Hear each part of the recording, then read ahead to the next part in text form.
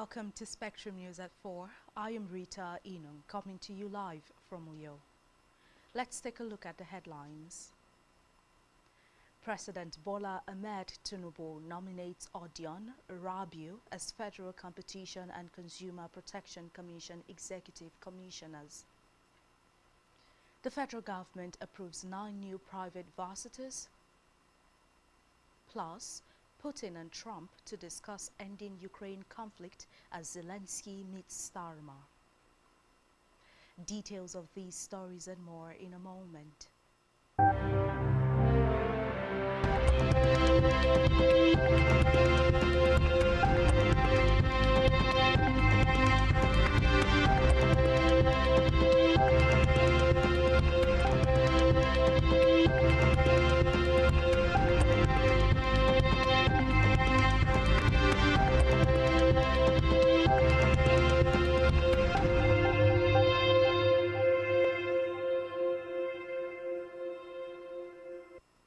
Good afternoon and many thanks for staying with us.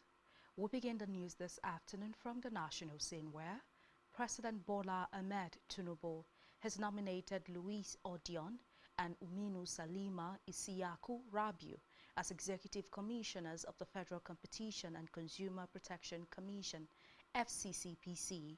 Pending Senate confirmation, the announcement was made on Onanuga. In an official statement on X, according to the statement, Odion will serve as Executive Commissioner for Operations, while Rabiu will take the role of Executive Commissioner Corporate Services, if confirmed by the Senate as required by the FCCPC Act 2018. Odion from Edo State is a veteran journalist and former senior technical assistant to the Vice President Yemi Osibanjo on media. He also served as Commissioner for Information in Edo State.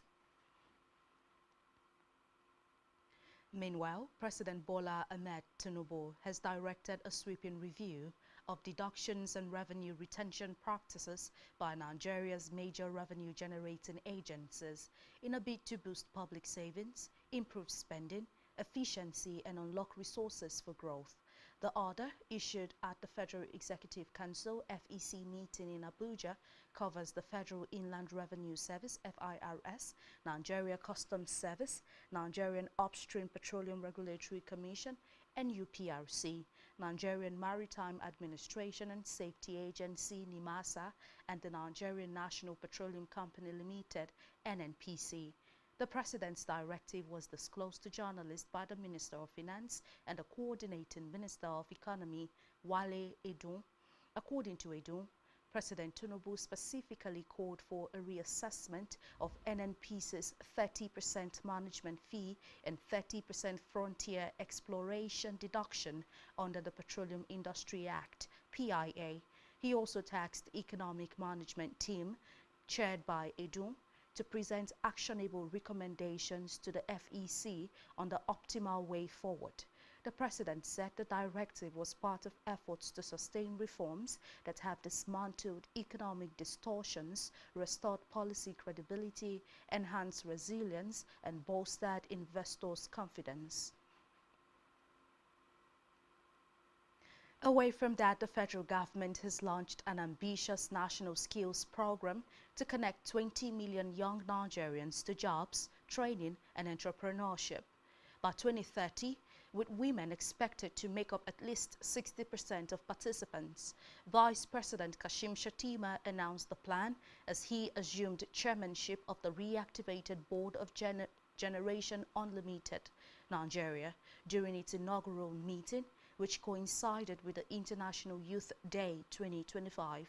In a statement today by the Senior Special Assistant to the President on Media and Communications on the Office of the Vice President Stanley Ngwocha, Shettima noted that over 60% of the population below the age of 25, the country cannot afford to squander these assets. He warned that with national skills, the ecosystem faced a trilemma of exclusion, disconnection from livelihoods, and inadequate infrastructure for large-scale hands-on training. The Vice President said all training will align with the National Skills Qualification Framework to ensure Nigerian youth possess globally competitive credentials. And in the meantime, the federal government has commenced a 3-day citizens engagement tour of Enugu and Ebonyi states in the southeast, aimed at showcasing ongoing projects and interacting directly with citizens. The Minister of Information and National Orientation, Mohammed Idris, disclosed this at a parley with the media executives and influencers in Enugu. This minister, who was represented by the Permanent Secretary, the Federal Ministry of Information and National Orientation, Chinasa Nam Ogbodo, said after the tour of projects, the team will host a citizens engagement forum in the Enugu State Government House today by 6 p.m. to rub minds and get feedback from various stakeholders in Enugu State. Mohammed, while commending the warm reception accorded his delegation, especially from Governor Peter Mba of Enugu State, conveyed President Tinubu's goodwill to the people of the Southeast. Meanwhile, the federal government has approved the establishment of 9 new private universities across the country. The Minister of Education, Dr. Tunji Alausa, announced the approval while briefing the State House correspondents after the Federal Executive Council meeting presided over by President Bola Ahmed Tinubu in Abuja.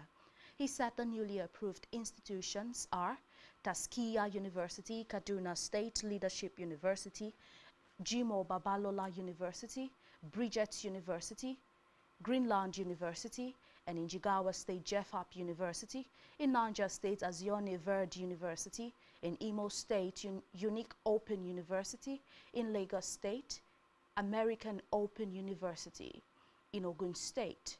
Alausa disclosed that the Tinubu's led administration inherited 551 pending requests for the establishment of tertiary institutions, which were subjected to stricter approval guidelines. And from the Green Chambers, the House of Representatives Committee on NG Care has threatened to name and shame states that may have collected money meant for palliatives but embezzled or diverted it to other use. Its chairman, Abubakar Kusada, issued the warning while addressing reporters at the end of a meeting of the committee. Kusada said the federal government has so far invested about 1.06 trillion naira on the project, but wondered why Nigerians have not felt the benefits it was supposed to bring. The committee chairman noted that the government designed the program as a social safety net to provide needed succor and relief to the Nigerian citizen in the aftermath of the COVID-19 pandemic, the removal of fuel subsidy and the unification of exchange rates, with the attendant inflationary pressures and economic hardships.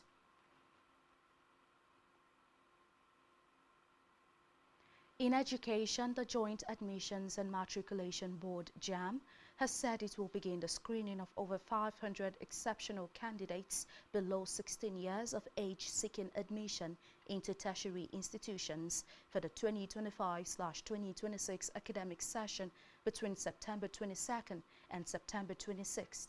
The board said the screening would be done by a special technical committee it has set up. 3 venues have been selected for the screening: Lagos, Abuja, and Owerri, Imo State. The JAM Registrar, Professor Ishak Oloyede, said they were among the resolutions reached during the virtual meeting of the board. He said Lagos will host 397 candidates, Owerri 136, and Abuja 66. Ishak also announced that of the 41,027 underage candidates who sat the 2025 Unified Tertiary Matriculation Examination, UTME, more than 40,000 did not scale the first hurdle. The registrar prepared underage candidates gain admission for the 2025/2026 session. In Africa, Gabon's Council of Ministers has adopted a sweeping amnesty order covering participants in the 2023 coup and a failed 2019 uprising. The decision paves the way for the release of detained rebels, including high-profile figures, while the government also outlines economic reforms targeting growth, deficit reduction, and job protection for Gabonese citizens. The newly approved amnesty order applies to members of the Committee for Transition and Restoration of Institutions, CRTI, which ousted former President Ali Bongo in August 2023, as well as those involved in the botched 2019 coup attempt. Among the beneficiaries is Lieutenant Kelly Ondo Obiang, a former Republican Guard officer, along with Dimitri Minkum and Estime Badima, who was sentenced to 15 years in prison for their roles in the 2019 rebellion. The government said the decision is a step towards appeasement and national reconciliation, signaling a definitive close to years of political instability. On the foreign scene, Ukrainian President Volodymyr Zelensky has met with the UK Prime Minister Keir Starmer at Downing Street ahead of Friday's summit between Donald Trump and Vladimir Putin. Starmer said there is a viable chance of a ceasefire between Russia and Ukraine. The Kremlin confirms Ukraine will be the main topic of the Alaska summit, after which Trump and Putin would hold a joint press conference. Reports say the meeting between Zelensky and Starmer is a carefully coordinated show of support from the United Kingdom. And still on the foreign scene, the Federal Court of Canada has upheld a ruling that classified Nigeria's two major political parties, the All Progressives Congress APC and the People's Democratic Party PDP, as terrorist organizations, while denying asylum to a former member, Douglas Egbereva, over the decade-long affiliation with both parties. In a judgment delivered on June 17, 2025, Justice Fong Ngo dismissed Egbereva's application for judicial review after the Immigration Appeal Division IAD found him inadmissible under Canada's Immigration and Refugee Protection Act, IRPA. According to the People's Gazette, the Minister of Public Safety and Emergency Preparedness had argued that the APC and PDP were implicated in political violence, subversion of democracy, and electoral bloodshed in Nigeria. And still to come in the news, EPL tops as UEFA ranks best leagues in Europe. Stay tuned for details of this in a moment.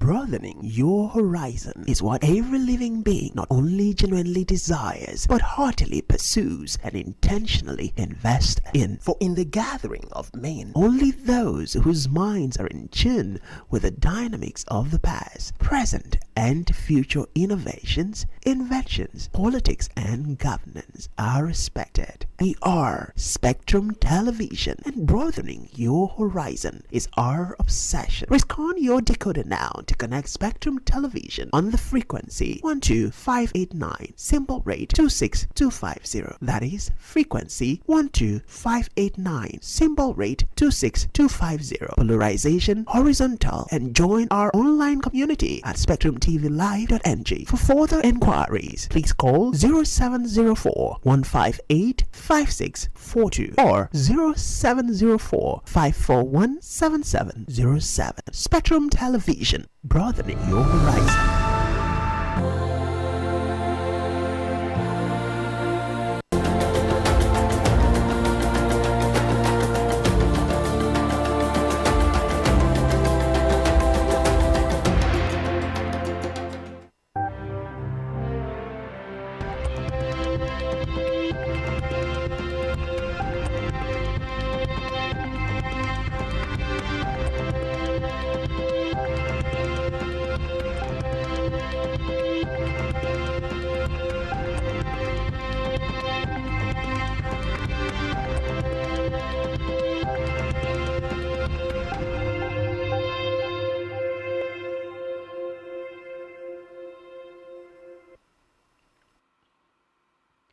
Many thanks for staying tuned, and now we move over to the rest of the news stories. On our business news, the federal government has indicated plans to revive all moribund steel companies in the country. More than 2 decades after a failed privatization drive left once thriving plants across Nigeria in ruins. It stated that the resuscitation of steel assets, whether privatized or government-owned, will ensure that they contribute to national development as originally envisaged. President Bola Ahmed Tinubu revealed that the plan is going to happen. He revealed the plan at the inaugural National Steel Development of the Steel Sector in Abuja, themed Rebuilding and Consolidating Nigeria's Steel Industry, Collaborative Action for Sustainable Growth and Global Competitiveness. Tinubu, who was represented by Vice President Kashim Shettima in a keynote address, said that by revitalizing Nigeria's steel sector, the government would be able to ignite the very foundation of industrial growth, job creation, and sustainable development. And still in business, the Chief Executive Officer of the Presidential Compressed Natural Gas Initiative, Michael Oluwagbemi, has said that Nigeria's compressed natural gas sector has attracted more than $980 million in private investment in just 18 months, with vehicle conversions surging from 4,000 to nearly 100,000. Speaking at the launch of the Portland Gas Limited and other outlets in Abuja, Oluwagbemi described the CNG program as the country's fastest growing energy sector, fueled by government incentives and private sector participation. Oluwagbemi said the transition to CNG offered motorists up to 90% savings on fuel costs. According to him, strategic partnerships and incentives have driven the rapid expansion of CNG capacity across the country. In health, the Nigerian Correctional Service, NCOS, has revealed a troubling mental health crisis within its custodial centers, disclosing that 8,246 inmates are currently suffering from mental illness.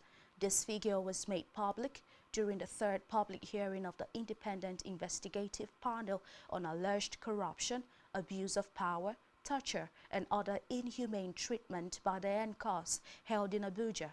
The Assistant Controller cited the harsh reality of incarceration and its impact on mental health, disclosing that 8,246 inmates have mental health conditions in its custodial centers. Essien further explained that the prison system relies on an internal network of trained inmate leaders who assist staff in identifying those showing signs of psychological distress. And now to sportswear. UEFA have ranked the best leagues in Europe as the 2025/FIFA's website. The Premier League ranked A behind Serie A, La Liga Spain, Bundesliga Germany, and French Ligue 1 France. In the top 5 position, UEFA rankings are based by the performance of the clubs from every country in the Champions League, Europa League, and the Conference League for the last 5 seasons. Barcelona have announced that Catalan club have received confirmation from the Spanish La Liga that their new goalkeeper Joan García can be registered for the 2025 injury led to a quarrel between the goalkeeper and Barcelona. On our entertainment news, international rapper Nicki Minaj has congratulated Davido and his wife Chioma on their Miami white wedding. The rapper replied to one of Davido's posts on X, where he had expressed his joy and satisfaction with his wedding celebration. This sweet gesture demonstrates the respect and admiration between the two artists.